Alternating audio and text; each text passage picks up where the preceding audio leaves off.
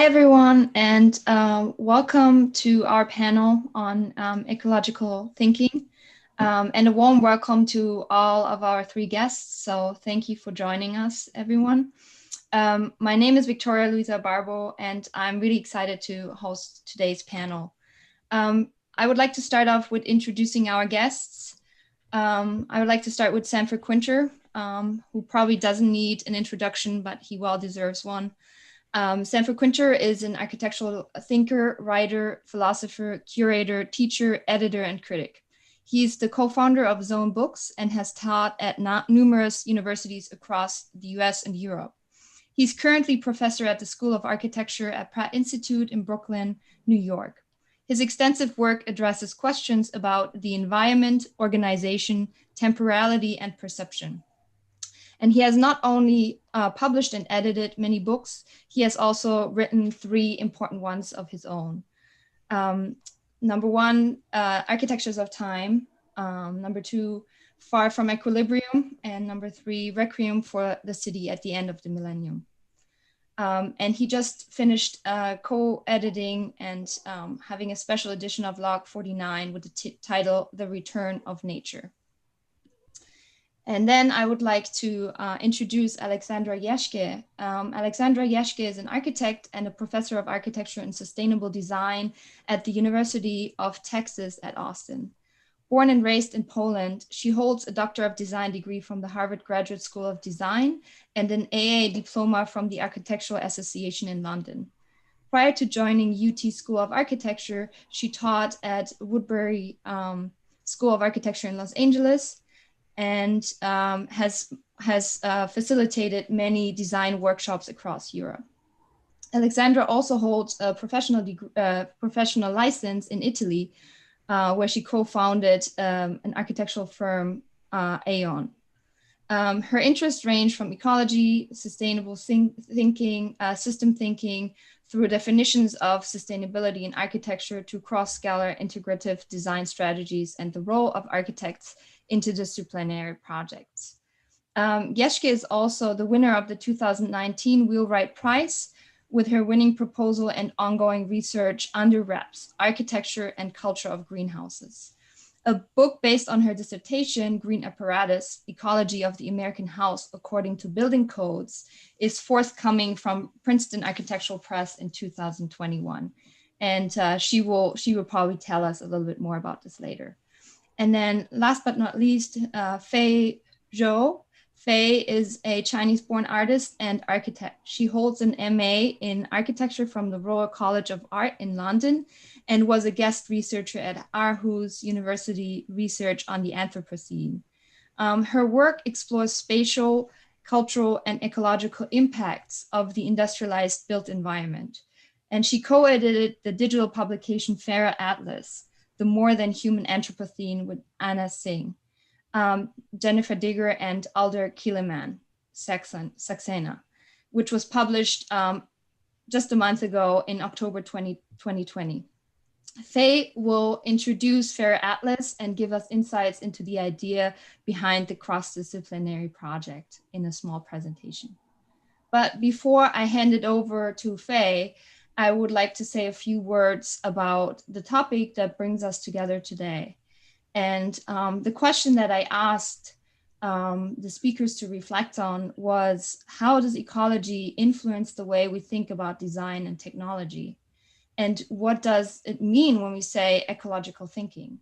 So I would like to say a few words about that.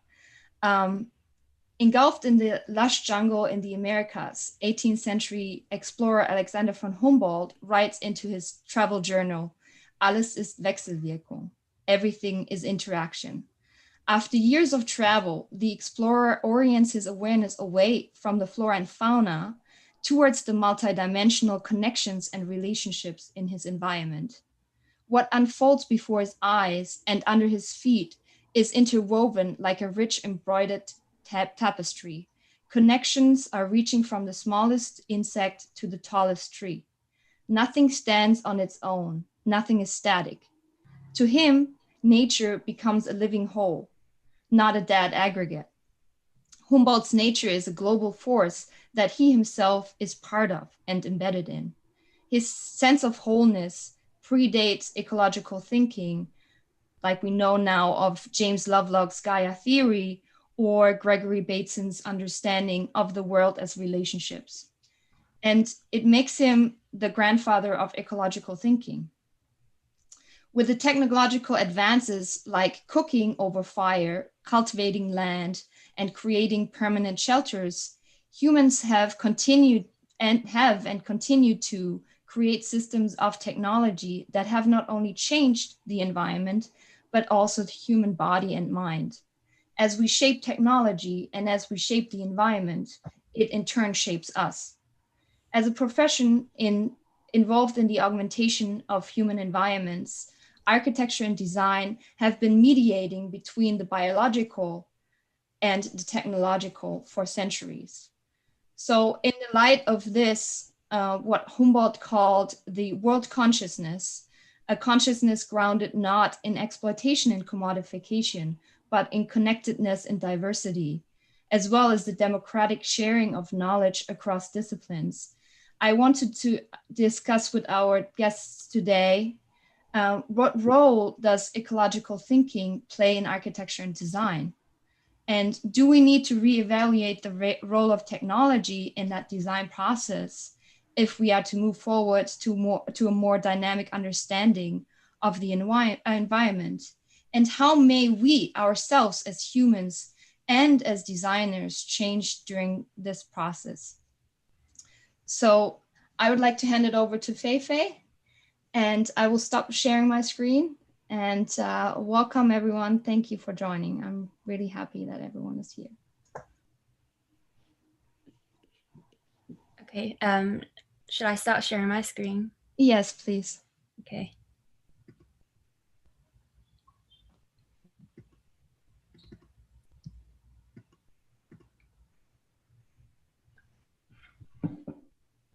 Firstly, thanks, Victoria, for the introduction.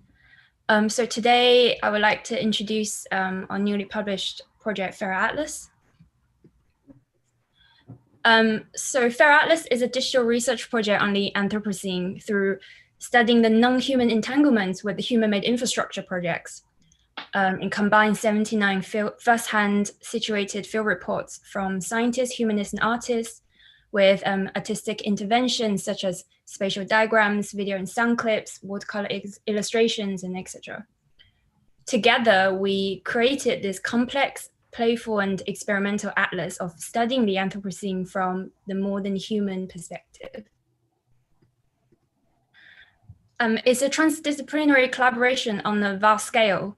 As someone from an architectural background, I worked alongside anthropologists Anna Singh, Jennifer Deeger, and Alda Kellerman Saxena as co-editors, and in a collective of more than 200 contributors, makers, collaborators, and volunteers. We believe that to study the intricacy of the Anthropocene, we have to listen to different voices and perspectives and approach from different angles and methods. So FerEffects and infrastructures. Ferality is the Anthropocene Atlas of Ferality. So the ferality here, or the FerEffects, indicates the undesigned, unexpected, and out of control effects these imperial and industrial infrastructures have been creating and spreading to the ecological world. Feral here comes with neither negative or positive meanings. FerEffects are all around us, and they can be wonderful or terrible. Flora and fauna reproduce and follow their own cycles and rhythm beyond human activities all the time. Say, an apple tree thrives after a forest visitor tosses the core after eating an apple, or jellyfish invade the Black Sea and cause ecological disaster after being accidentally introduced through ballast waters in cargo ship. So Ferality studies infrastructure projects that upset formerly stable non-human cycles and rhythms and lead to ecological state changes, causing ecological disasters. And the term infrastructures refer to human-built landscape modification projects, are these kind of public works that emerge within social and political programs, including plantations, deforestation, urbanization, global transportation routes, and so on and so forth. For example, Cargo ships transport 1,000 tons of pathogen-laced timber as commercial building materials every day. And this kind of industrial transfer leads to forests to be overwhelmed by insects and pathogens so intensively that they just might not recover. So this is a photo I took almost 3 years ago in San Francisco. This is a section of Andy Goldsworthy's sculpture spire. So at that time, I was quite fascinated by these kind of semiotic patterns, which I have no idea what they were. And later, when I was working on Ferality, I realized there are trails left by bark beetles which transmit pathogens across trees. And they were probably caused and introduced by timber importation across the globe. So these diseases could, excuse the background noise, these diseases could cause and have caused continental plant pandemics. So pests and pathogens have always moved. But in this case, the industry of commercial transportation has created an ecological state change through sheer intensity and scale. So to convey the argument that the atlas is going to make on these infrastructure processes in an intriguing and comprehensive way that draws people's attention to details, we have come up with these 4 large-scale illustrations, which we call the Anthropogenic Detonator landscapes. They are experiments in visualizing the Anthropocene using fantastical juxtapositions of landscape modification projects across time, location, and scale, but with real historical references. They sort of tell horrible stories in beautiful ways. And each of the landscape come with the name Invasion, Empire, Capital, and Acceleration. And each was triggered by particular historical conjuncture that had led to anthropogenic environmental issues, hence the name Anthropogenic Detonators. As architects, through our trainings, can offer a particular set of skills of noticing, representing, and analyzing, especially in relation to built environment and structures that human has observed, designed, and occupied over time. We argue that the Anthropocene is patchy and uneven, so scale becomes crucial in order to observe these patchiness proliferated through infrastructure works and spread by other systems. So here I combined spatial analysis with narrative illustrations and allowed scales, chronology, and location to emerge without giving any orders and restrictions throughout the making process. So this way we could show multiple world-making processes from different time periods and at different places together on one canvas. So because each Anthropocene detonator gives form to an aspect of the world condition, each demands to be viewed from a particular viewpoint. So when a viewpoint established, all the other drawing elements will emerge quite organically. The viewpoint here have 2 meanings. One is the perspective of viewing or drawing. For example, plan, section, axle, perspective, etc. And another meaning is point of view. So we ask, whose point of view? We want you to pay attention to the ways of perceiving the world through the imaginary lenses of specific, socially and historically situated individuals, whether it's from humans or non-humans perspective. This is also key for us to collaborate with Black, Indigenous, and minority artists to allow them to tell their own stories in their own ways, especially when depicting these infrastructure developments based on violence and exploitations. So I'm going to go through each of them in details. So, excuse me. Invasion lies on the long axis that shows this vast and almost endless expanse of unexploited landscape. So just imagine yourself as an explorer where your journey started from the right and continues to the left. Starting from various colonial ships, here we're looking at Santa Maria ship, which took Christopher Columbus across Atlantic Ocean for the first time in the 15th century. Here is a British Navy ship in the 19th century, and the Black ships, which is a name given from the Japanese to the Western invaders ship in the mid-19th century. And they arrive at the shore, causing this kind of various forms of violence and resistance. We're looking at the human forms and also non-humans. Here we're looking at the burning of the Amazon caused by cattle farming. And progress to the European gardens as this kind of later stage of anthropogenic modified landscapes, where processes of invasion still continues today. So to talk about invasion, we have to learn from indigenous communities' perspectives. Here we are looking at our collaboration with Aboriginal Australian artist Nancy McDiney. And this painting of hers on invasion shows this striking scene of her great-grandfather defend the lands against the first wave of mining prospectors. So this is a painting showing this colonial encounter and resistance. Here we're looking at another collaboration with First Nations Canadian artist Andy Everson, whose drawing depicts this glacier that's significant for the Comox community in British Columbia, whereas it's disappearing at an alarming rate. And these two drawings show different forms of violence and destruction, and they record the histories and the present at the same time. Empire shows a different set of land waterscape modification project led by Imperial Force. So let's imagine yourself as an Imperial surveyor standing from the top of the hill, examining the changes from near to far. Here, closest to us, we're looking at the peasant farm in the Southeast Asian landscape.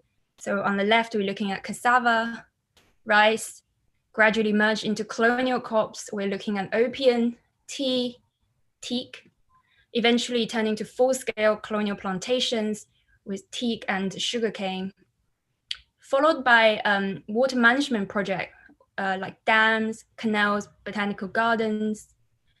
Modification carries on towards a metropole and close to the shore with intensified imperial establishment, including slave ports and trading ports. As well as this hybrid island with features from the greater Caribbean and southern US, we can see the colonial sugarcane plantation going on. Whereas this cruise ship parking right next to it just shows how this exploitation of human and non-human resources still exists, but in different forms. And here we have a commissioned piece by Ghanaian British architect and artist Larry Botchway. So his research looked at palm oil plantation in Ghana, which is commercially controlled by Ghanaian-based European-owned industrial companies. So the way he's showing the resistance of this kind of agriculture colonization by the people is showing them tearing the contract that tied them up with this industrial farming. So drawing capital from the axial view was almost architect's instinct for me. Axonometric view offers this skewed but uniform way of perceiving objects. So just like the capitalist, the first thing I did to make capital was to draw a grid. On this grid, everything exists in parallel and gets standardized. Grid helps create this homogeneous landscape we now live in. So look at these infrastructures we can recognize from almost all over the world. They're modules on replication, such as plantations, factory blocks, but pay attention also to the failing of the grids and orders. Look at the burning of Fukushima, the industrial and domestic wastewater discharge that causing algal bloom, the traffic jam breaking the order of urban systems, slums merging into resi blocks, the smoke, the exhaust and industrial dump being released everywhere. And then this working and failing processes of infrastructure, ferro effects that emerging and spreading. So the last drawing, acceleration, offers yet another viewpoint, which is the non-human's view, that looking up from underneath a clot of marine plastic. So this is the time since the end of World War II where the production have accelerated at an unprecedented rate, which includes the production of waste and toxins. According to the UN, by 2050, there will be more plastic in the ocean by weight than fish. So just because we don't see the plastic waste anymore doesn't mean it doesn't exist. So see from the marine life's point of view, in this case, in this claustrophobic and contaminated environment that humans has created, threatening your livelihood and intoxicating your bodies.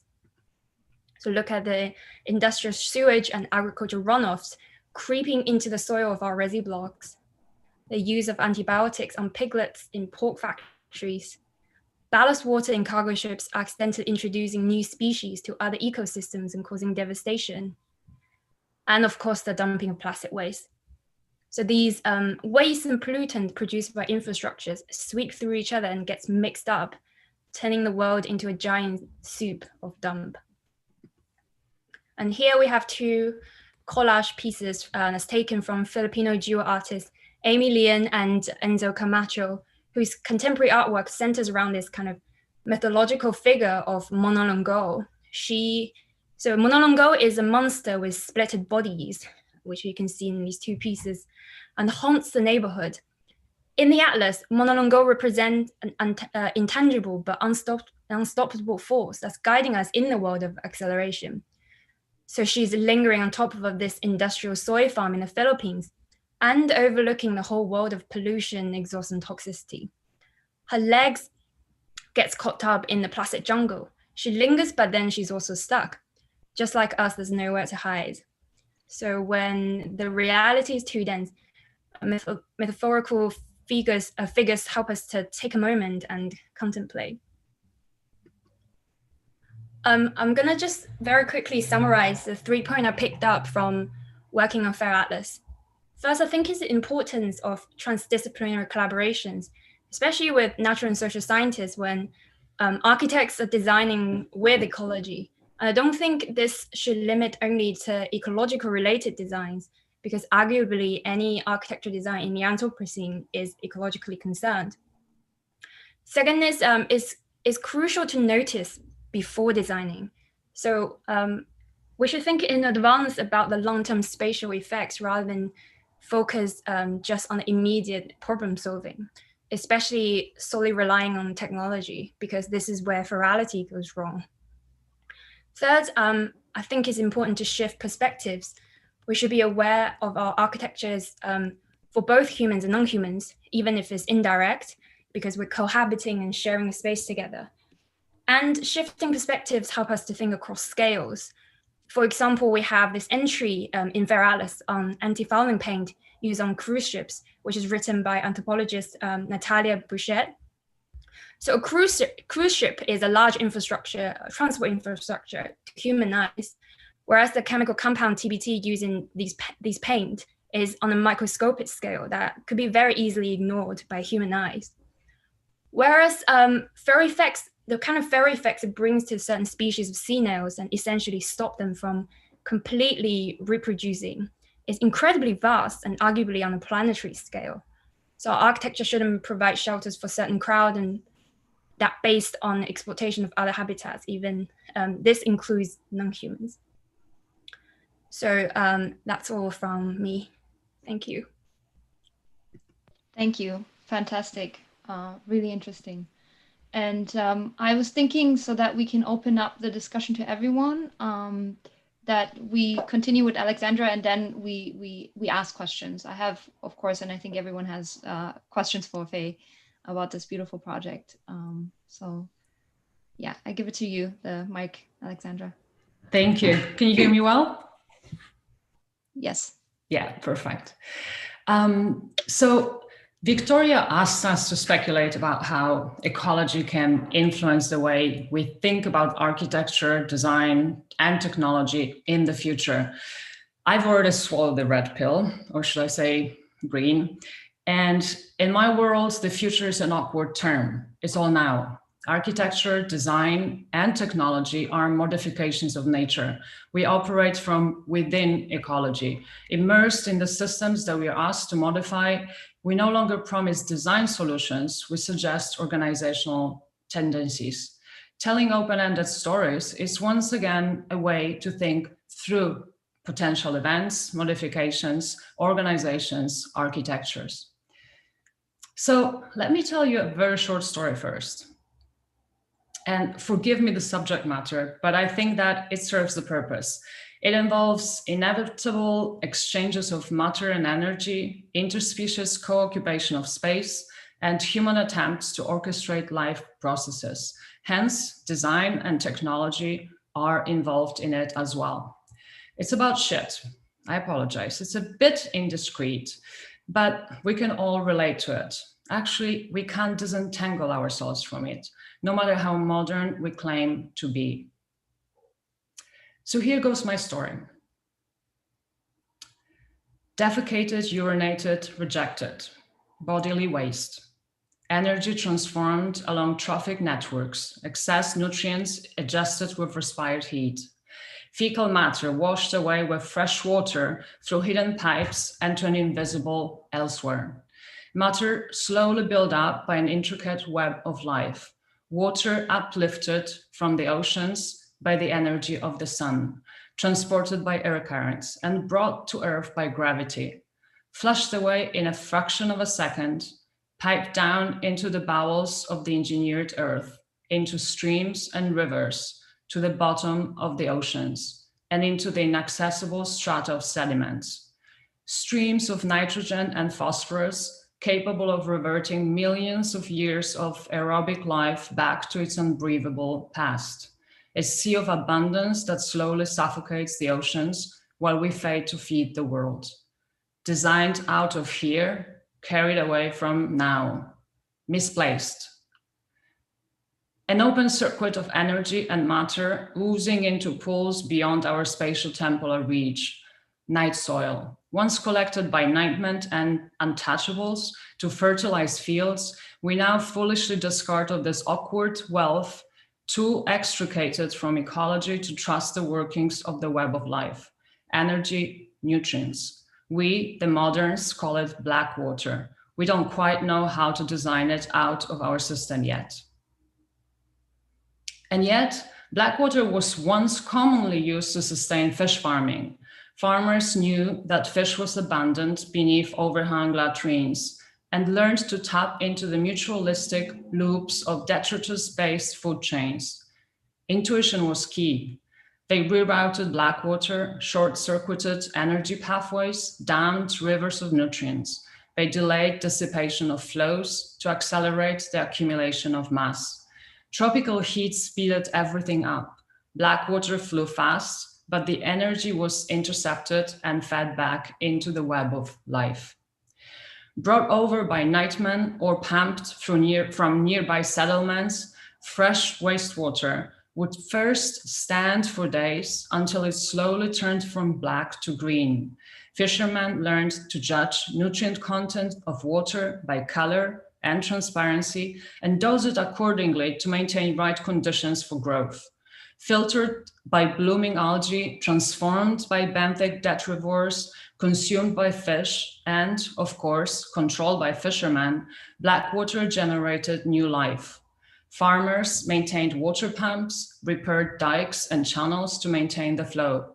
They sun-dried the bottom of the ponds and limed them to maintain right acidity. Each day, they would stir water to oxygenate it, just like swimming fish. 3 months after stocking, biomass would increase tenfold, doubling the harvest from traditional farms. Once teeming with fish, the ponds would be drained out by gravity. Blackwater was released back, now clean. Farmers would sell fish at the nearby market. Villages thrived on it. A community of microorganisms, plants, animals, and humans delivered an ecological service while generating nutritious biomass. Most importantly, they were profoundly interconnected. They were entangled. Biological, socioeconomic, and regulatory forces shaped these detritus-based food chains. The work of algae, human knowledge, cheap labor, governmental subsidies, and tropical heat, of course, together supported the growth of fish. Occasionally, limited availability of land, health concerns, and occasional strikes outbreaking at various trophic levels, from fish to farmers, curbed the growth back. And yet, the ultimate flow of energy across this intricate web was ultimately threatened by one factor only. Blackwater became scarce. It cost too much to handle it safely. Schrödinger said that an organism stays alive by constantly drawing negative entropy from its environment. What do we give when we exchange degraded matter, shit, and excess heat for new orderliness? That is, for foodstuff that we take from other forms of life. We only give away our bodily waste, and yet we make that go to waste as well. Our distrust for nature and its inner workings makes us abandon and at times prohibit practices that are fundamental aspects of life. We reject them as inefficient or label them as health hazards. And yet, these potential risks can be and have naturally been organized out. Design is not only a matter of what, it's also a matter of in which order and according to which recipe the processes are organized and actors relate to each other. It's not about static lists, shit, fish, pathogen, me, algae. It's about instructions on how to relate to the myriads of living bits that sustain us at the apex of this extravagant web of life. This is what ecological design should be about. And to close, I would like to share 3 points for reflection for, let's say, digital designers. Point 1, discrete or continuous. Gregory Bateson once said, by aesthetic, I mean responsive to the pattern which connects. Forgive me if I oversimplify or even misinterpret the meaning of his statement, but regardless whether you think about the future of the digital or computational in continuous or discrete terms, you cannot extricate yourself from ecology and the patterns that connect. Your design aesthetic can be formally continuous or discrete, but it will never be a separate entity. It is an event in a series of entangled continuous processes from which you cannot estrange yourself. You and your bits are entangled. We all eat fish, or at least algae. We all excrete. We are not discrete. Point 2, efficient versus enchanted. If you distrust the sustainable discourse and suspect that ecological thinking can too be captured by a Puritan ethic of frugality or applied in service of biopower, delete the app that tracks your daily steps. Dance with someone instead. What matters is the performance act, not the performative goals. Embrace the excess, expand relations, open boundaries, multiply processes. You can be inefficient, try to be effective, be enchanted, be entangled. Point 3, futures and frontiers. Forget about addressing this indiscrete problem in the future or elsewhere. Think twice before using the simple future tense. The future is someone else's now, or perhaps already and sadly, someone's yesterday. If you force your mind to collapse space and time, you'll be here and you will have no future to discount. Time will be event, shit will be wealth again. Design will be ecology, you will be relations. Thank you. Thank you very much. Sanford, did you want to respond to that?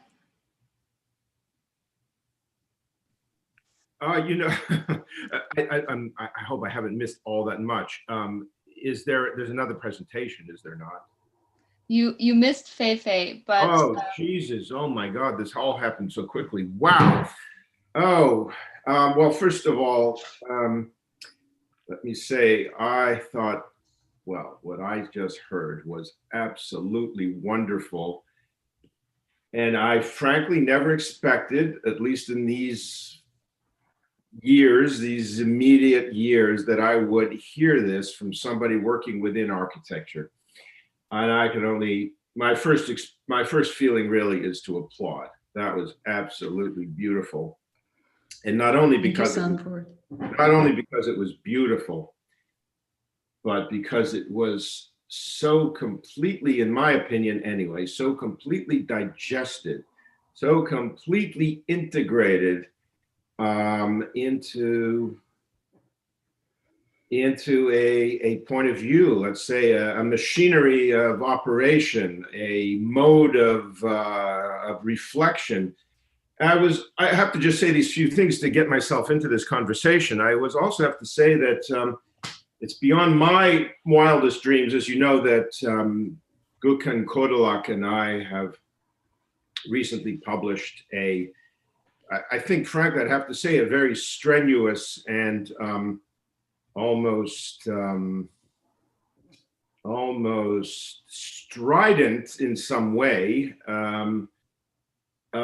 series of essays and treatments in Book and Log in order, we thought, to rattle the profession, and those are the most curious in the profession, who are typically the ones who are still reading journals, in order to effectuate what we thought was a difficult, I'm not sure if it's a right or left turn, to the great cruise ship that is moving through the seas in the wrong directions, we felt. So in a way, I'm really surprised and really gratified to see the set of references alone invoked by Aleksandra that have been put into use already in a systematic attempt, if you like, to think about design and its modalities, its methods of engagement, and so on and so forth. So I have to say, I sit here a little bit in shock to see this being done. And honestly, I should have had a little more faith. Of course, I've known Aleksandra for a very long time. And, we were together, back in Cambridge many, many years ago. And we certainly knew we shared a great deal of interests. But I have to say that to watch the progress, or even to believe that the progress of initial readings that can happen and to see them come to get integrated this way is nothing else for me but confirmation that this is where design can go and will go, if there is a sufficient number of voices that continue to develop it. So look, a couple of things that I heard that I would like to tag on, really just continue to emphasize that I heard in the few minutes that I was on here, that I want to get to, and maybe our speakers, and Feifei especially also as well, can begin to speak to. Things which are typically, I don't know if they're controversial, I don't know if they are merely odd in their, shall we say, old schoolness, but I think that nothing, frankly, old school is not interesting to me as a general rule, if for no other reason than I think we know very little of what that even means, what the old schools were, but I also believe that everything old school has, of course, decayed into a cliche, but that does not mean that the possibilities that were once latent in it don't remain extremely full of potential to be developed in a new context, which I think we're in for sure right now. So a couple of things that I heard. One of them, I think, would be, I don't know if the word was used, but it was something that lay in every way, from what I could hear, in the foundations of what Aleksandra was presenting, is the idea that the real engine that design must confront to renew itself is not just relations, but transformation. And it was so well integrated into her thinking in the presentation of this article that I fear that maybe it still requires being pointed out to architects who might think, oh, I heard a novel story, which isn't even that novel, because in a certain sense, a lot of it refers to things that we hear every day. But the depth, the profundity of it is simply in what, from what I heard, was this thinking, which, I mean, in this forum, the term ecological thinking was foregrounded. And of course, we always want to know what that means. And we want to get handholds, and we want to get, we want to get some kind of traction on what that could mean from the point of view of designers. And I would say that one of the most important things is to realize what has to be given up and what it is that permits that giving up. And I think this idea that transformation and the dynamics of transformation is more important than relations even. It is more important than interconnections. It is more important simply than entanglements. These are all descriptions of things that we can see. Transformation is a description of that which can only really be intuited, if you like, and felt. Which brings me up to the thing that I want to get to, because I heard a word that I frankly am sometimes afraid even to use. I feel like I should wait a couple more years before I use it, even though it's always at the bottom of the thing. And Aleksandra is already there. She invokes a term that many people still roll their eyes at. And I think that people who have a deeper understanding, really, they must have a really deep internal smile at. I certainly feel that that's where I would wish the field would be. And that was her invocation of the term enchantment. And I'm going to leave this one open for the presenters to talk about. I am merely going to say that enchantment and transformation, or transformationist, if you like, understanding, and the set of cognitive traits and postural attitudes, the way in which we need to configure, if you like, our relationship, if you like, to what we typically used to consider to be this opposed thing, which is the external world, which we must no longer associate that word external with the world. I would say that enchantment is a term worth re-engaging. And I would also finally like to just say a couple more things, because I think they're new to me and they're beautiful. And I think they merit placing at the center of a certain discussion. At one point, Aleksandra, I heard her say something about the attitude that is required has something to do with asking not X question, but the Y question, which is in which order? There is such a depth of profundity that underlies a statement like that. That's to say, a confident statement like that. It's not just a set of words. It really understands the ordinal nature of processual reality. And this way in which an earlier moment connects with, through a transformational algorithm, to those that existed before it as well as those that come after. That's to say, a rethinking of that relationship that she spoke about what the future and the past are, and breaking down the belief that there is something distinct and separate, or even discrete, about them as objects of interest. The idea that she just decided that that cannot continue, and what that might mean for the brain, what that might mean for the body, what that might mean for our general understanding, I found deeply, deeply, deeply interesting. And the final thing is the way she immediately afterward connected it to a concept I've never heard applied before to design, but you can be sure I'm gonna pick it up just as quickly as I heard it presented and given to us. And that was the idea of a recipe.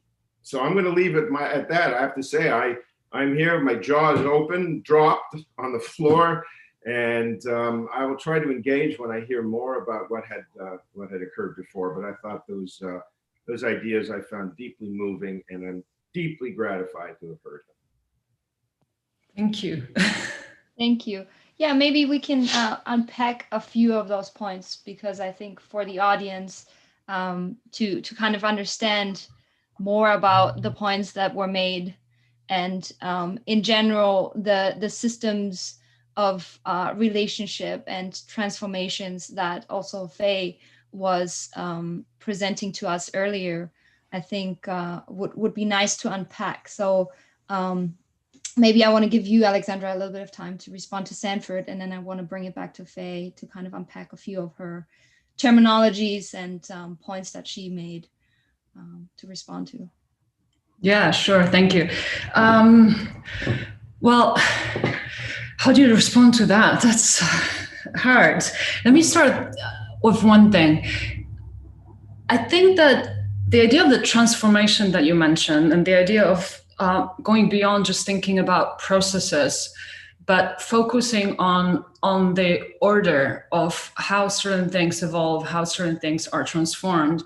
To me, one really important point is thinking of going back to Whitehead when he talks about the misplaced concreteness, and just refocus on the fact that what actually is concrete, what we need to be focusing on is those processes and transformations.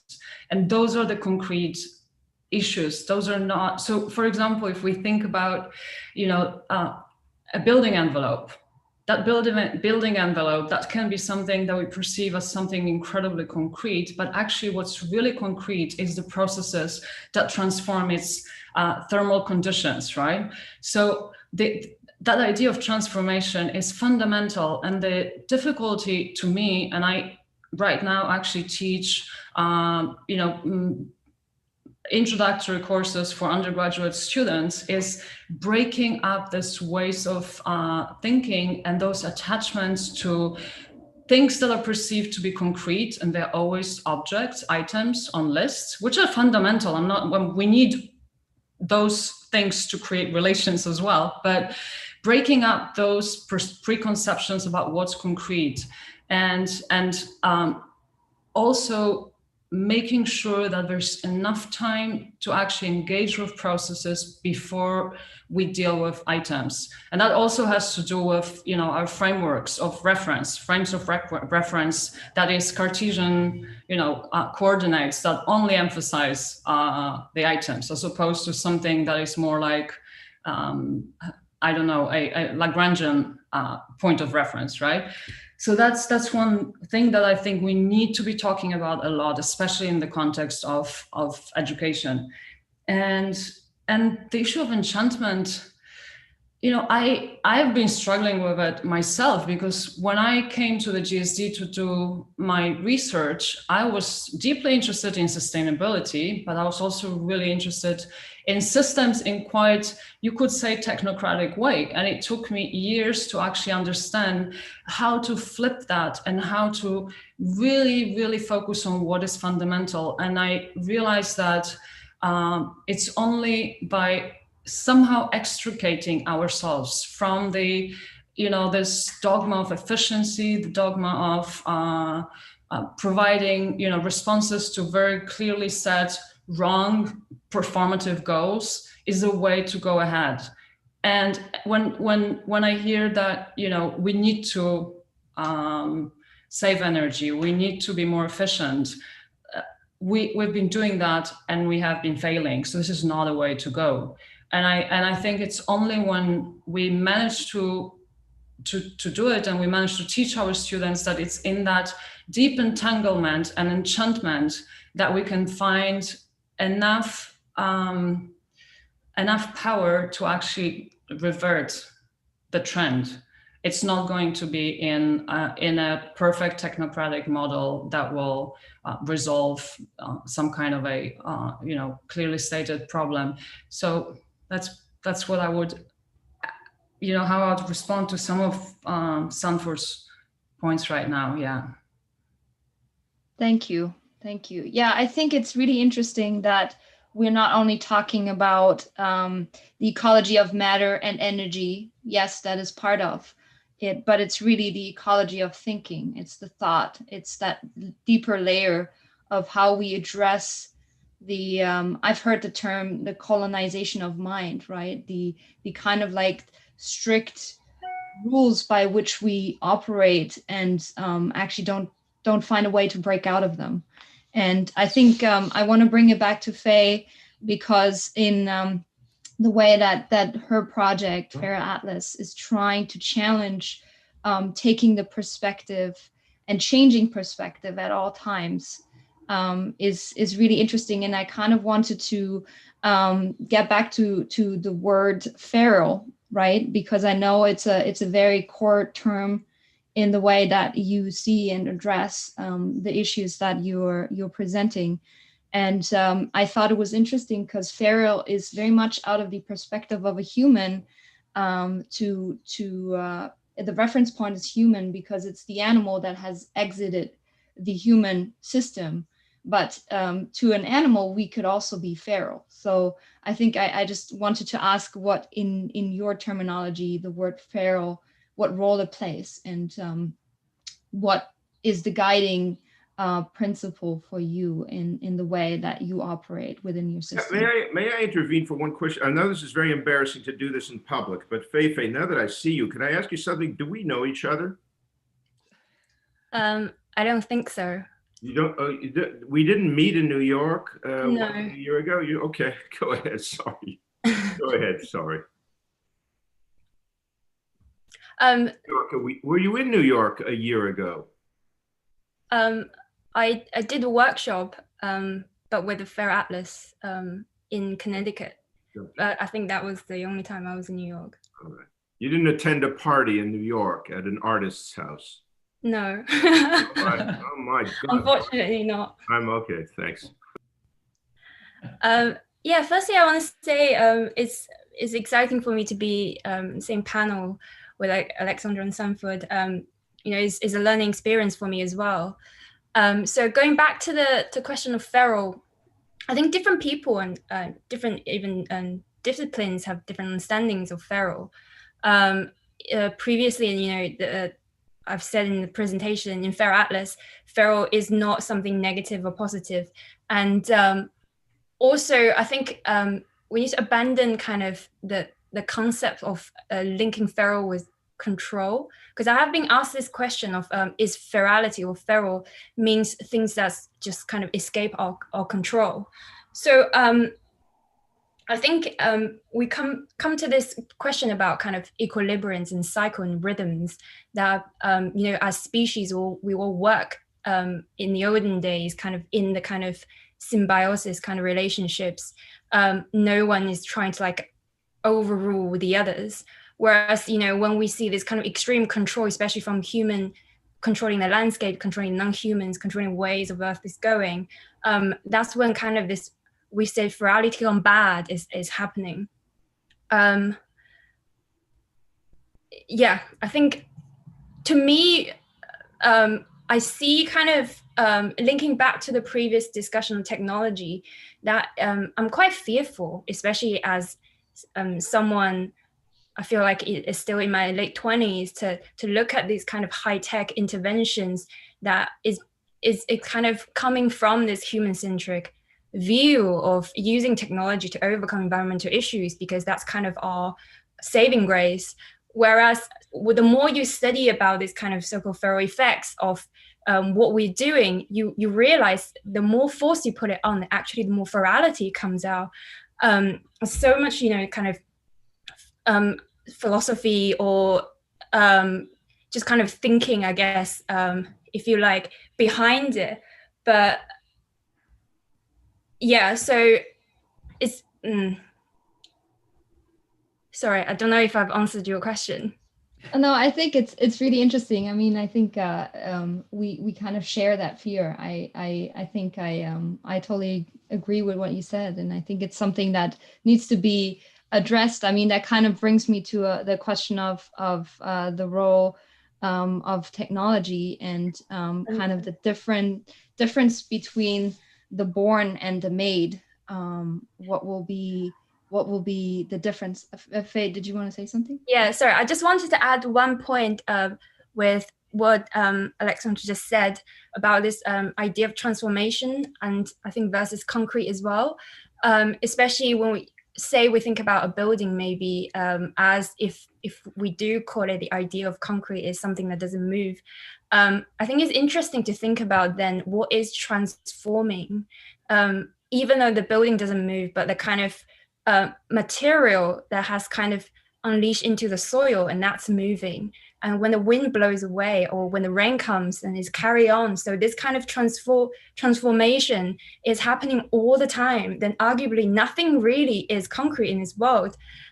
So I think that's also kind of another way of looking at feral and looking at maybe the idea of concrete, or transforming or changing. Yeah. Just adding a tiny point, sorry. No, I think that's really interesting. So do you think we should see, we should move away from the perspective on architecture as the architectural object, and see building rather as a thickened membrane within a metabolic system of exchange?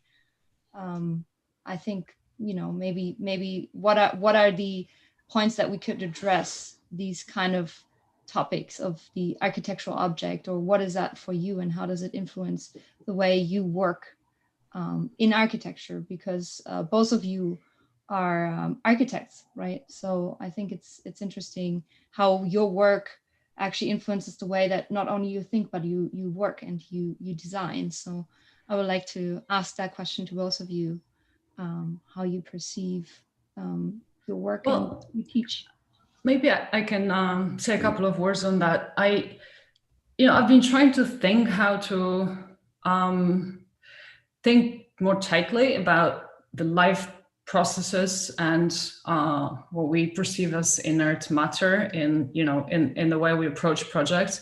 And to me, one incredible revelation was discovering Vernadsky and his biosphere, the biosphere, and when you actually realize that that someone in 1925, I think, 625, said that life makes geology, and that there is actually no clear distinction between what's organic and inorganic. It's a revelation. It's just like that key to thinking about, when you see a piece of stone, this is not inert matter that you can easily kind of disconnect from light process, say, okay, I'm operating on that. No, this is just life in its ancient form, or you could say, the accumulation of life and sedimentation of life. So if you take that perspective on, and by the way, something that independently was probably discovered by Livelock later, but I love going back to the fact that this is 1926 and just such a revolutionary idea. And so I've been trying to train my mind to start thinking about materials like that. I can't say that I teach about materials like that. I actually teach Construction 1, which forces me to teach students at the very beginning of their career about materials. And I'm slowly trying to kind of go that way. And I think that if you start thinking that there is that unbreakable connection between life and geology, and that every time we extract matter from resources, from geological sediments, from geological formations, we actually engaging with life at a certain time, certain temporal scale. To me, that's the way to think about it, and that's how I would like to think about it more and more.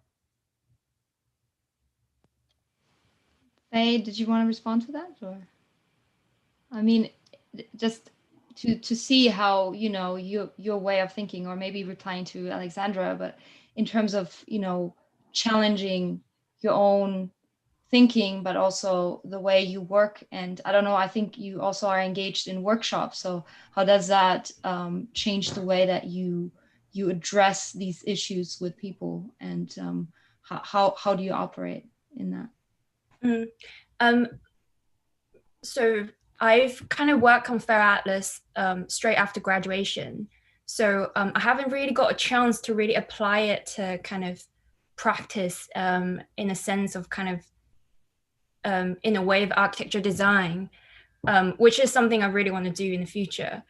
And also in the Atlas, we study these kind of human infrastructures, and a lot of studies on kind of either monoculture or kind of the grid systems on landscapes, and also like urban design has also have this comparison of how indigenous ways of farming or indigenous ways of living and building, how it kind of really looked at symbiosis and cohabitation, And for my own kind of study, looking at how ways of buildings using kind of forest thinning at the same time, so then the building material become part of the ecosystem, become part of, you know, the forest. It kind of dies and revives and dies again and re-emerge. So part of me really think is the idea of kind of going backwards. This is why I'm having this question with technology, but also from I feel kind of a naive background, because I haven't done enough kind of research on it. But to me, is the question of maybe just pause or slow down for a little bit and kind of go back to maybe the more ancient way of thinking. Because another kind of thought I've been having recently is, you know, the kind of ideology of progress, which is kind of leading human species kind of the capitalism system that has kind of lead us to be kind of quite obsessed with progress. We believe our life have to be better all the time, and on this kind of linear time scale. When I've been kind of thinking of, rather than a linear one, could be in a cycle, which is kind of related to more Eastern ways of thinking, of everything kind of goes around and we come back to zero. So then we give up this kind of obsession of constantly trying to get better. And maybe is that a way of relating to more indigenous ways of thinking, is just everything has its own rhythm and everything has its own pattern. So we're not kind of seeking ways to, I don't know, make plants grow, you know, faster or bigger. Really kind of try to find the balance between, you know, growing and dead, and, you know, or organic, or I don't know, inorganic. So yeah. Thank you.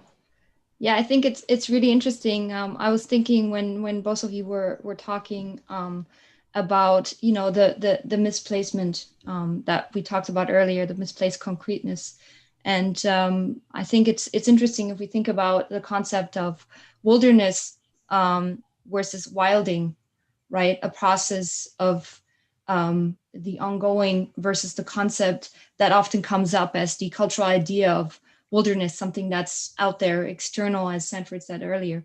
And I think it is really interesting how, you know, this backgrounding of human action is actually something that we have to overcome somehow, right? To kind of get towards the process and the event at the core. And I think it's interesting how you, Feifei, moves to that much more intuitively, but you kind of end up with very, very similar ideas about it. And so I think, yeah, it's interesting to see sort of the role that design can play in this. And I think this is a question that we all have: in what way can and has to design be involved in it? Is it like a more holistic approach, or are we going to have a more homeopathic approach? And what is our role? Because we, in the end, cannot escape our the boundedness to our body, and the fact that we are in the end human, but that we don't want to exclude. So what is a, you know, a metabolic excretion of one is the opportunity for something else. And I feel like it's, you know, it's really interesting to think about it as a designer. So, you know, what is the role of design? Is it a mediating role, or is it a really, you know, almost homeopathic where we instigate? I think that's something I would like to go more into and think about. So maybe if one of you wants to respond to that. I think to me is a difficult question to answer. What's the role of design? But what's interesting that you brought the idea of what's wild and wilderness, and this reminds me of, obviously, Anna's book Mushroom at the End of the World discussed this human disturbance, and this you know, she kind of write this idea that humans disturbing forests all the time, or disturbing the wild all the time. So we cannot say we just kind of using tools to stop our disturbance. And it's something I think is more kind of how much of a disturbance and what kind of disturbance and what's the effects of these disturbance could be something that we use design to investigate. And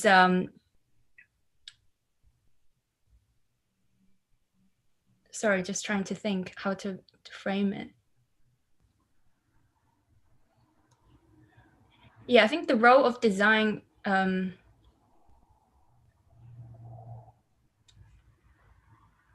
sorry. No problem. Maybe it to me it goes simply back always to deciding what's on our lists, like what is concrete and what do we assume that we have to provide or we have to operate on when we are asked to be designers, when we're asked to modify environments. And it's really difficult. Again, I return to the academic world because we operate in institutions that are supposed to prepare students to become professionals, and there's a certain assumed set of tools that we're supposed to teach them, and it always ends up being about designing a building, right? And I think the difficulty is to change the way we operate and actually get everyone used to the fact that what's concrete can also be immaterial, and that we should be thinking about offering solutions to problems or to challenges that are posed in briefs, be it briefs out in the world or in the studio, in ways that allow students to think through problems in ways that go beyond immediate application of brick and mortar to a solution that might have nothing to do with a building, right? And I think that requires a lot of work in the pre-design phase, where students and practitioners are just patient enough and courageous enough to actually say, well, maybe I'm not going to build anything, or maybe I will, but before you decide, there's so much work to be done. And it also means that we need to be doing what we actually, I think, good at, which means being generalists and inquiring into worlds that are not ours, into the world of finance, into the world of regulations, which is something that I did in my dissertation, trying to understand what those forces are that actually influence the shape of the environment before we say, hey, it's going to be a building and it's going to be concrete or stone or this or that, right? It's very simple, but it's really hard to do still. Yeah, I totally agree, because I feel like designers nowadays also need to have the bravery of challenging the brief and the systems, because one thing I do feel is we're so deeply buried in the system that's already designed for us for so long. That is very kind of, I guess, I can't really say falling into the trap, but designing buildings within the systems and kind of, you really have to force us to push and do this alternative thinking and to kind of question even from the core of the brief, because a lot of problems go wrong because it just kind of fall into the whole wave of say buildings are designed to be certain ways, infrastructures are designed to do certain work, whereas say for Ferality, we really question that maybe the beginning of what they designed to do or the kind of undesigned consequences they're coming up with is wrong. So the more infrastructure you do, it doesn't matter how advanced they are, they're still falling to this kind of category, or not category, but falling into this kind of system that's still producing these effects that's damaging the ecology or the ecological world we're in. So I think designers, the role of design maybe is also to have the responsibility to think that maybe our design is not just for a very specific group of people. It may be not just limited to our clients, for instance.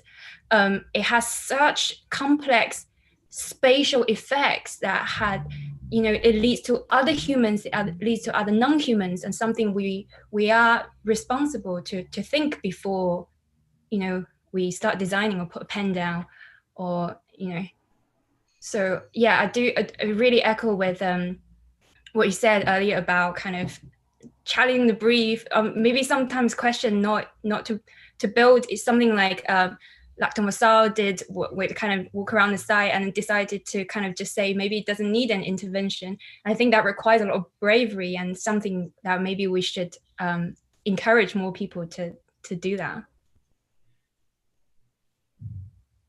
Yes, I think, I mean, in general, challenging not only the external factors that are coming to us, but also from internally challenging our own thinking and the modes of thought that we fall back into. I think the kind of projected ideas that are onto us, but also onto matter, is a big thing that will be very difficult. But I think, yeah, thank you. So if I may, I want to open it up and take a few questions from the audience. So we have a question from YouTube, from Emiliano.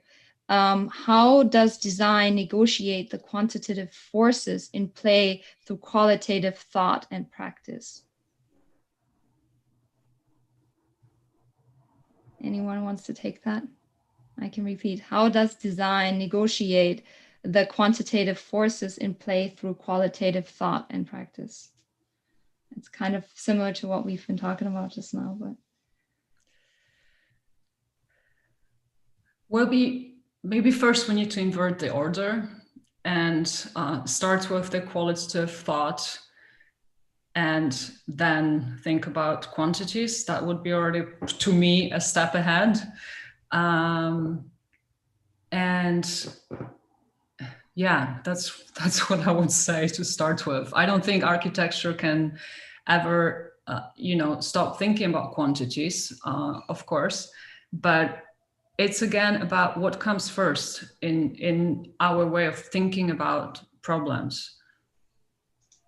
Yeah, I think it's interesting to think in terms of intensities rather than extensities. And the big challenge that I think a lot of us have is that we think through representation often, and that we draw as a way of thinking. And I think it can be dangerous because you quantify before you see the quality in it. And I think it's interesting because that's the challenge, right? You cannot draw, or you have to find ways to represent metabolism and thermodynamics, for example. So it's very interesting. So I want to take another question from Marina. Sanford wanted to say something, right? Well, that's wild that yeah, I don't know if you could tell that just on my screen. I could tell. I feel like the pedant. I feel like the guy who's been around, banging on the door for so damn long. And finally, someone else with a little more elegance has just beautifully opened it, like the two of you, three of you, frankly. And now I feel like, I'm still shouting for no damn reason. But in the same time, I would say that having marched the road a little differently than maybe the three of you have, I have a slightly different perspective because I feel like I have suffered every single nuance along the way of resistance and of, maybe also the little celebrations that happen when progress is made, if I can use progress now in the small sense. What I would like to say here is, first of all, as a philosopher, I have to say I bring a slightly different configuration of any problem than perhaps the more practically minded architect or designer would, such as in that question, and then as the responses so far have come. So having said that, I would say, and it may sound facile to many of you, but there is such a wondrous literature on the topic. And I would say very simply this, if you want an aphorism, is that the problem comes from seeing a distinction between qualitative and quantitative. That's to say, that is a traditional distinction from, let's say, from our history, from our cognitive, technical history, from our processes of modernizing the nervous system, shall we say, that go back, many hundreds of years. And where we situate its origin doesn't really matter because there are many, many origins to that. Having said that, what does it take, as a way of answering that question, what does it take to establish a rigorous mode of thought and practice? As Aleksandra said, I'm training, what did she say? She said I was training my mind. And frankly, that's what it comes down to. Training more than your mind, training your entire, your entire mode of engagement, if you like, with the world, away from the default scenarios, the default modes of receiving the data, the givens, if you like, of what we call the natural world, et cetera. Now that is something, it is not so hard to do. And there are examples around us everywhere. And for example, the invocation by Feifei of indigenous worlds, indigenous cultures, indigenous ways of knowing, indigenous techniques, indigenous, efficiencies, and so on and so forth. That's just one area where those things exist.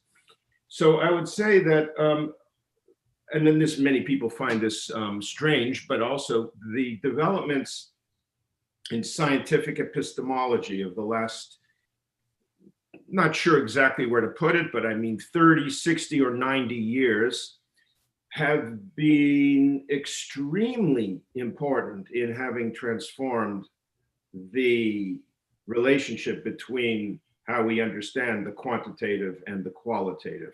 It is a good 120, 100 years at least since Rutherford claimed that qualitative was merely poor qualitative, when we now know that the qualitative, that attention to the qualitative is the only way through the present today. It's the only way. That's to say that the quantitative model exiled what is urgent and necessary from us, in fact, ultimately came back to bite us and ultimately to threaten our very existence. So if one is to say, how do we do that? Designers need to invent their own ways. But I would say the following: as a teacher and as a philosopher, it's my job to pay attention and to notice when those things are happening, and in a way to bring them into a context of teaching and sharing these things. And one place, just one that I found, which was invoked by the conversations I've been hearing, is the way chefs have done it. The great transformers and preparers of natural material, extracted, discovered, and organized in the world, in the forests, in the fields, et cetera, et cetera. And there's some great moments, by the way, in the history of thinking about food. Especially, I have to say, in the same recent decades, when the transformation of the boundaries and the understanding of food escaped, if you like, the merely quantitative techniques. Of course, we know all food preparation targets the bringing to expression of new qualitative features, if you like, from these raw materials that are found in the natural world. And those are done through techniques, etc. But it required, on the part of the chefs, to break out of the rigid sort of, the rigid recipes and techniques. And one of the great ideas that I always wanted to try and present this to students, if you like, to give them the sense of, look how easy it is what was his name? Oh my God, I've just forgotten it, but the great Brazilian chef who- Atala. Again? Atala? Atala, that's exactly. Yeah. Exactly. Atala argued in a very beautiful film that was made about him by Netflix, of all people, he argued that one of his great discoveries was that the mise en place, which is the organization, the preparation of the raw materials, that's to say, the structural, the pre-organizing of the expressive features of the traits that can come to expression. That's to say, of the qualitative aspects of what will go into the recipe, into the preparation of the food. He said the mise en place doesn't take place in the kitchen, where the chef has, the sous chefs, chopping away and organizing the stuff and preparing it and choosing the right things from the garden so that they're absolutely at their perfect moment. He says the mise en place begins in the landscape. And he began to bring the attention, if you like, of the chef to discovering the ways in which flavors, textures, and relationships, if you like, were already being cooked in the landscape, and basically trying to grab those larger ensembles, if you like, recognize those ensembles. And let's face it, the guy dove for his fish. He went deep into the Amazon, if you like, to find his things. And he saw them in their vast interrelationships. Anyway, this idea of the mise en place is something that I always felt would be wonderful for architects, because what it is, it's the cognitive preparation. It is all of the relations, the underlying relations to the metabolic processes, which are, by the way, you don't just accept a metabolic process, you are actually designing one. And that is what the chef does. And this is one of the most, this is one of the beautiful things that one can learn from those who prepare, who prepare the ground for new sensory experiences, if you like, to take place. So in a way, they've already shifted the fundamental, what I called before the posture, the postural relationships. That's to say, they have reorganized and restructured the relationship between the senses, if you like, and this preparative system that we discovered virtually in every domain of the exterior world, or which I take back that word exterior. That's to say, in the natural world, flavors don't come from nowhere. And I was going to say, when you talk about things like ferality, which I don't know enough about how it's used specifically, perhaps in your work yet, Feifei, but when you ask yourself about ferality, and I've always been fascinated with it myself, especially since my first encounter with feral pigs in Corsica. I remember thinking, how is it that they can so quickly revert even to physiognomical traits? How quickly a pink pig can suddenly become a gray monster, if you like. Why does it happen? So the question, of course, is how are these forces, how are they composed? How do they exist in the non-feral population? And what does it mean? And what is required to release these? And what does it mean that these things are spontaneously released when the conditions around them, that's to say, when their ecology is suddenly transformed? And why is that not design? That's it. Thank you. That's really interesting. I was actually just reading the book by Sandor Katz called Fermentation as Metaphor. And I think he comes to very similar and very interesting points where he's basically saying that fermentation is the creation of environments and affordances. And it's really interesting, because if we think about it, the purity of thinking that we can draw these arbitrary lines and that we can somehow live in a vacuum is somehow, completely eroded if we think about our environment as fermentation. And I think a lot of us have actually already experienced that as, the fermentation of a sourdough. I think it's really that paying attention during this lockdown where people are actually starting to put, or start their own sourdough starters. And I think you see that kind of augmentation and the design process of that, and you are with it. So the kind of purity of the environment, as clean as your apartment is, it's never that clean. So I think it's really fascinating. I completely agree with that. Katz's book is really important. It should have been more important, but maybe again in a couple of years it will become that way. Cooking without heat, or rather all of the different potential forms. Well, I mean, ultimately fermentation is chemical cooking. Transformation, not only through heat, but a changing of the metabolic system. It doesn't always require a thermal flow. In fact, there are many ways of doing this kind of this kind of cooking, and the transformation of the concept of cooking. In one case, in the case of Atala, which we realize it happens through chains and webs, you know, deep in the relation. Well, I knew a chef in Canada, a brilliant guy, who used to follow animals through the forest, and he used to watch the animals interacting with different plants. And he used to gather those plants and incorporate them into his dishes or into his meals, such that every meal would actually be the entering into a feral universe.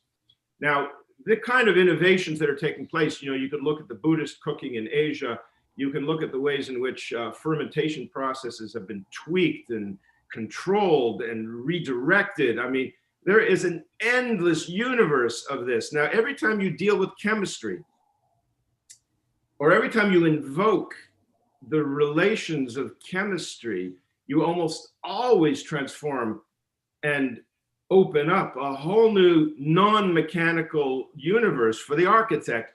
But the architects usually, they shy away. In a sense, they ask the questions, and I mean no disparagement of the question that was just asked. How do we take the quantitative and turn it into qualitative? The bottom line is they'd rather ask the questions than actually follow the challenges of inhabiting the, if you like, the universe where it all has to be reinvented. You know, I think that what's interesting is like if you try to take that those lessons from cooking and food into architecture, and you start thinking about toxicity in materials, for example, I think it becomes really fascinating how you really have to suddenly shift from quantity to quality, not just because toxicity or toxic components in materials are often had nothing to do with quantities. Like it can be a tiny little particle that can have an incredible impact, right? So it's very hard to try to count it like the way we count energy. Although, of course, we should be also talking about energy in terms of qualities, not just quantities, but let's say that's another story. But I find the issue of toxicity really fascinating because it's something that I observe that even students really shy away from because it's very difficult to calculate. And I think like if we really engage with what it means for materials to be more or less toxic, it will take us on that path of relationships with, you know, other forms of life, with those entanglements and relationships between the, you know, how we make materials, but also how they have effects on other forms of life at the end of the life or at the beginning of their life. And think through that aspect of toxicity might be really an interesting way to shift to a more qualitative point of view, because after all, it's about also affecting other forms of life. And it's really hard, and there's still no, for example, no easy systems for rating toxicity of materials. And it's actually really encouraging to me, because you cannot just put 1, 2, 3, or 4 on that and say, okay, I'm done with it. Yes, we count VOC and things like that, but it's really, really not that related to quantities very often. But it is a way of actually making a statement about how we want to relate to the environment and other forms of life. Yeah. Thank you. I want to take another question from the audience, and I think it's from Gustavo. How's architectural thinking evolved from its origins historically to the present in relation to ecological thinking? And how can our discipline reimagine a future that harmonizes both the human species and our ever-expanding experience in our global to cosmic ecology at all scales, the quantum to the cosmic? Sorry, can you repeat the question, please? It's also in the chat. How has architectural thinking evolved from its origins historically to the present in relation to ecological thinking? How can our discipline reimagine a future that harmonizes both the human species and our ever-expanding experiences in our global to cosmic ecology at all scales, the quantum to the cosmic?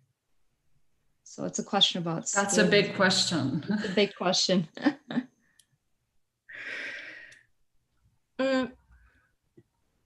Sorry, I'm just gonna kind of just reflecting my thoughts, combining this question with the last question.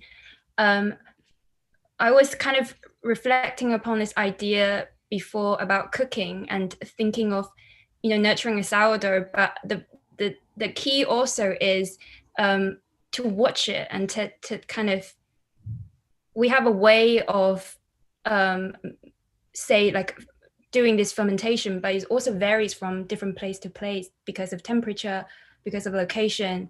So I was thinking how related back to maybe in the more ancient time, each individual architecture is built upon individuals or upon a collective with kind of local source material. So everything's kind of bespoke, if you like. Whereas nowadays, applying to the system that, say, if you quantify that in that sense, that everything's on replication, either housing blocks or kind of, I don't know, public buildings or even kind of industrial nurseries. When you kind of start replicating architecture, it loses a sense of kind of the locality of all kind of individually, almost just like, when we're making a sourdough, we have a recipe to follow, but it doesn't necessarily have to be exactly like that, because there's kind of things that's always changing that we can't control. So yeah, I was thinking is the ways of maybe designing also become, should we start to incorporate that thought of just accepting maybe that we should not control every single aspect of our architecture and maybe just let it go feral or kind of allowing it to go feral or allowing it to go wrong sometimes, or allowing it to kind of have this kind of unexpected kind of effects or challenges, and how do we kind of adapt our building to be able to kind of co-evolve with this kind of ferality in our building environment. That could be, I think, for me, something quite interesting to think about, or is something maybe is missing in a contemporary society where we kind of just use a system of replication rather than thinking about the individual elements of architecture. Okay, thank you. And I want to, we have a lot of questions, so I want to have one more from Marina. Thanks for sharing this incredible and urgent session with us. We had in Digital Futures a session on space architecture. Today we have the session on ecological thinking. So we could say that the first one would be a space logic as something that landed in another space. However, today's session seems to be emerging from the earthly. So I would like to ask about the terrestrial. How can we define the boundaries and capacities of the terrestrial?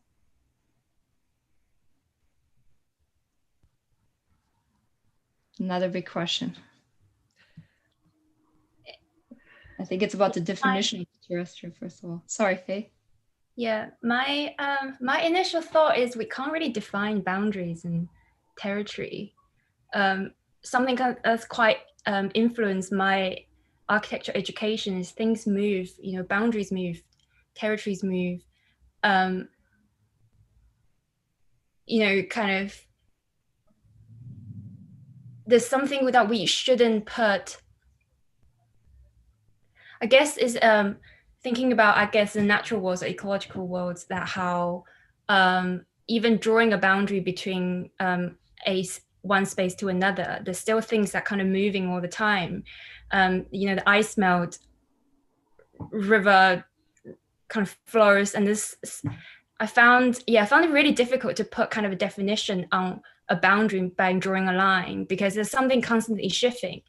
Even, you know, continental kind of edges are merging into each other, or kind of disappearing all the time. My initial thought to the question. Thank you. Sanford, did you want to say something, or you just moved to? I'm not going to intervene now. I'm going to simply say that my first impression when I heard that question is the answer. And it represents already a shift in attention. And I think that's already a fairly important thing. So I'm going to hold off. I would like to hear what Aleksandra, I'm going to try and stay a bit in the background here, what Aleksandra thinks. My responses to these are off. Just to say this.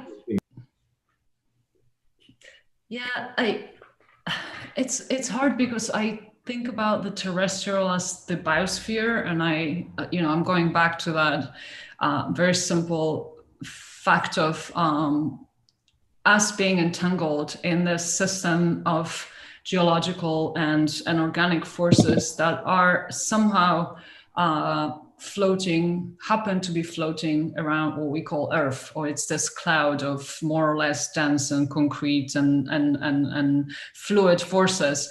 And when I hear space architecture or Moon or Mars, which is all, of course, incredibly exciting, but to me, it's that one of those frontiers that we are trying to tap into in order to somehow extricate ourselves from the forces of the biosphere that we're part of. And I don't mean that in some kind of a nostalgic or way.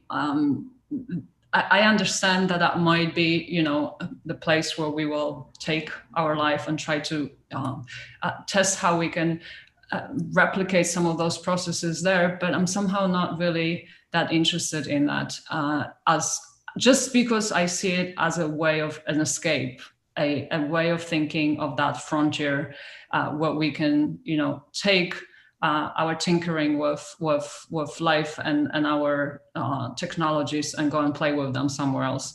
So yeah, that's my take on it right now. Well, I have to feel I can't stop talking. I should not be invited to these things, really. Honestly, I should just be left to sleep and shut up. But I have to say, look, an opportunity to beat the drum.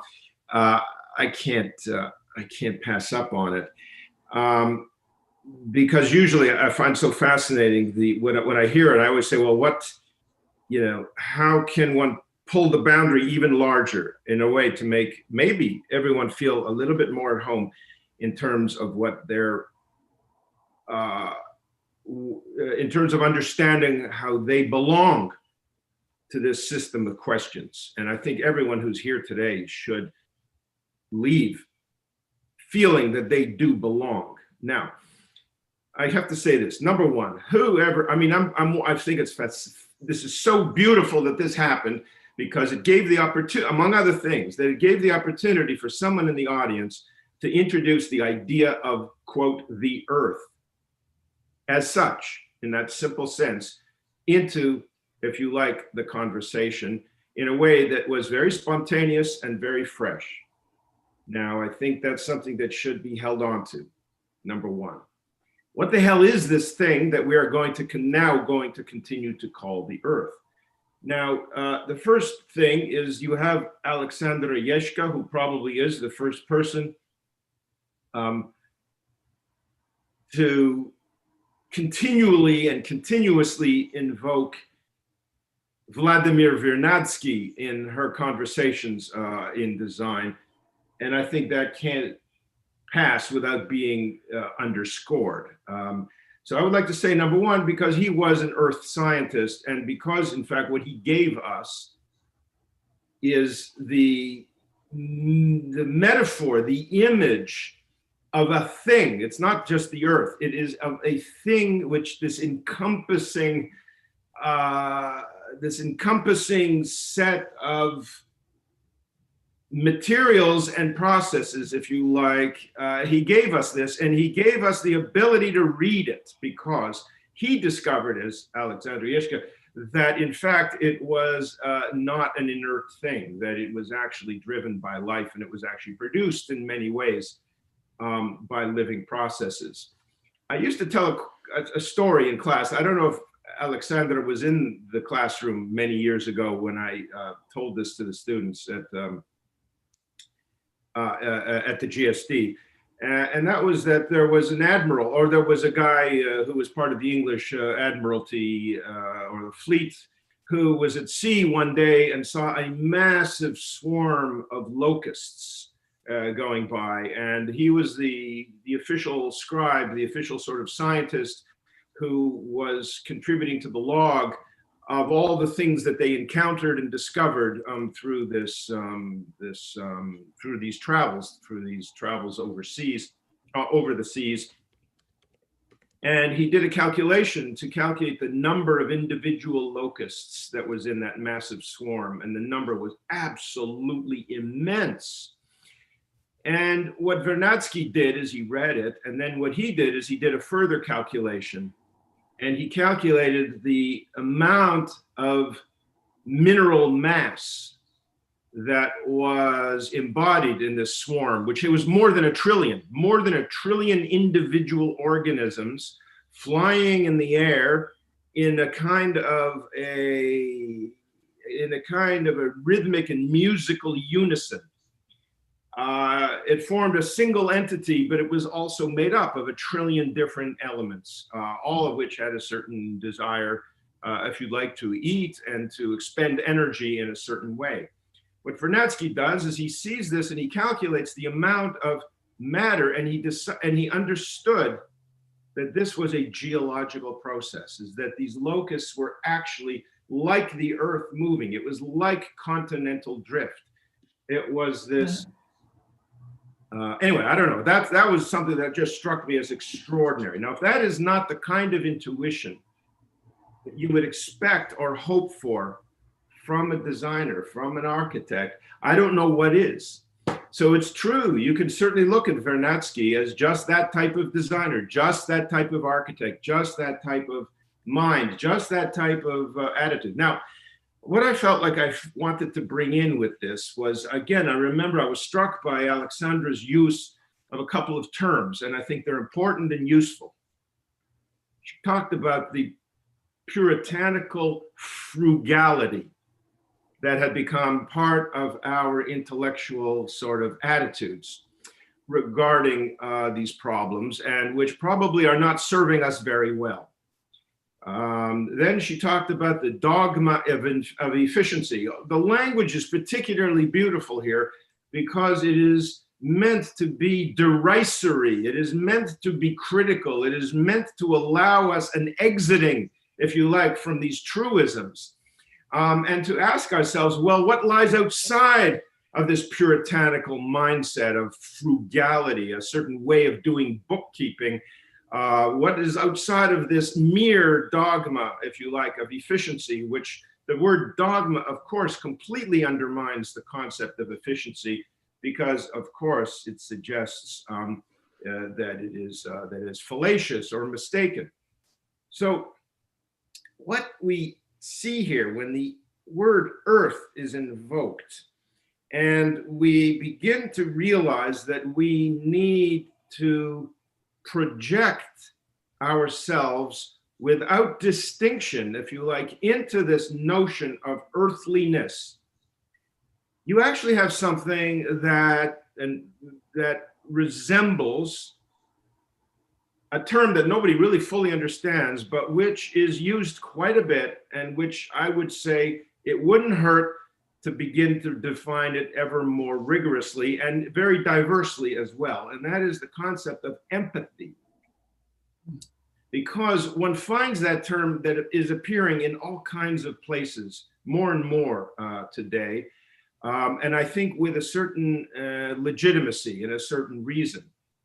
Now, back in the origins of the type of thinking we're all discussing today, which at least somebody in the West, I say entirely in the West, the Western tradition of this type of thought comes from the Romantics, the Romantic poets, and well, even more than that, the whole Romantic movement, which began in England and and in Europe, in which the empathic or the projection of oneself, if you like, into the environment, it's a foundational aspect. This is the world out of which biology emerged as a science, and I think it's worthwhile to understand that the empathic posture is not anti-scientific. It is not ascientific. And in fact, if you discover in non-Western modes of thinking, you will find, and in pre-modern modes of thinking, you will find the extraordinary efficiency in which various organizations of the empathic posture and the incredible advantages that it bestowed on those who used it. And the final thing I wanted to say is, just by chance, I was teaching the last class in a course last week on writing and thinking in design. And we read David Foster Wallace's short little address called "This is Water." And there was one particular point that really, I think, lies at the basis of the entire presentation that David Foster Wallace makes. But what I want to say this to save time is, it has to do with what formerly used to be called a kind of mystical posture. And I want to put that word mystical alongside with empathy, alongside with enchantment, because I do feel like we have to remove, if you like, the negative biases associated with it, the ones that dismiss it and everything associated with those, if you like, postures as being non-scientific.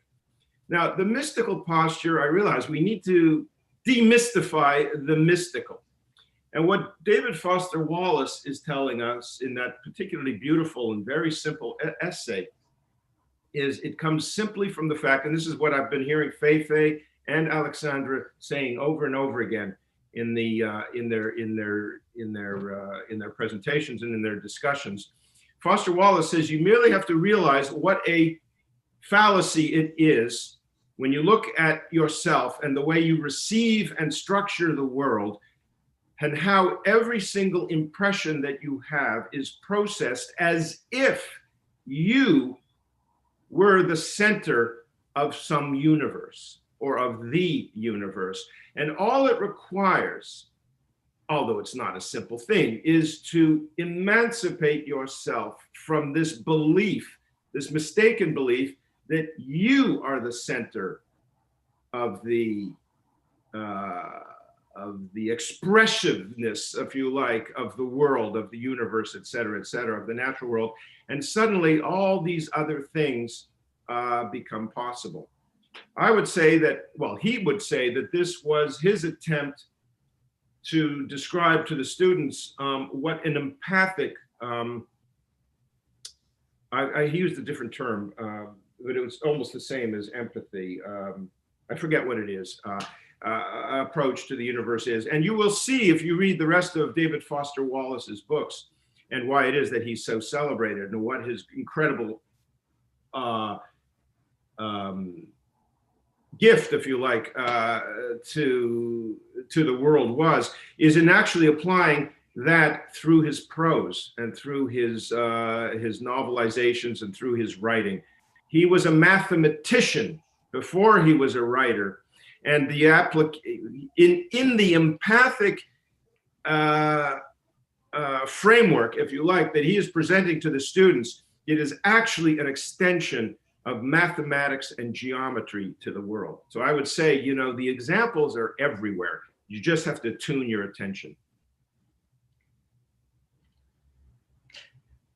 I love the fact that at some point you said empathy, immediately following that by efficiency. And I thought that empathy should become our new efficiency. Although, I mean, I say it playfully, but I think the idea of collapsing or actually rethinking how we approach the concept of time and space is fundamental to empathy, because the way that the reasons for which we're not developing enough empathy, I think, is because we are so distant from other places and other times. And that idea of, I don't know how to put it better, by collapsing those concepts and making them collapse is, to me, the only way to actually incorporate empathy into our thinking, so that there's no possible distance, in a way, and so there's no possible way of disentangling ourselves from everything that, you know, we think that we're actually managing from the outside, but we actually just transforming from the inside, and we're part of it. And that fact of not feeling that immense space, that distance into which we can escape, or that future that we can discount, is the only way, to me, that we can develop an empathy that will take over those, you know, Puritan attitudes towards sustainability, or and I say it as an assistant professor of architecture and sustainable design. So I'm looking for a word, by the way, to replace my title. Thank you. Thank you. I mean, that's beautiful, because it really, I mean, what Sanford evoked is like Goethe's participatory science, and how basically part of us is in the world and the other way around. So my eye is partially sun, and the sun is partially my eye. So we're never disconnected from it. And you have to trace, in order to actually become part of it, you basically trace not the steps, but the process itself of you know, metabolism and process in the natural world. So I think it's a really beautiful place to stop this conversation. Thank you all so much. And I'm really sorry that we can't address all the questions, but I think this is the most beautiful way to end it. I want to give Feifei last possibility to also respond to it. But yeah, that's it. Thank you so much. Sorry, did you say you want me to respond to it? No, I said, like, if you wanted to say something about empathy. Yeah. Because I interrupted you.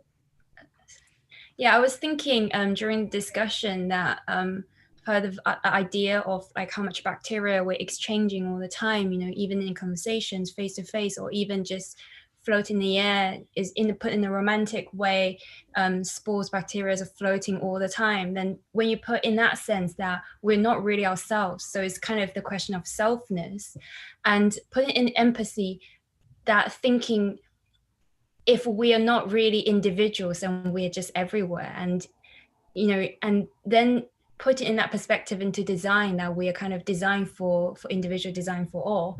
And I think that is a romantic way maybe to kind of put to the end of this conversation, is to really think what is individual and what is, you know, humans, or the world and the non-humans, and you know, when we bring into the biosphere, and what is exchanging, what is kind of concrete anymore in a sense.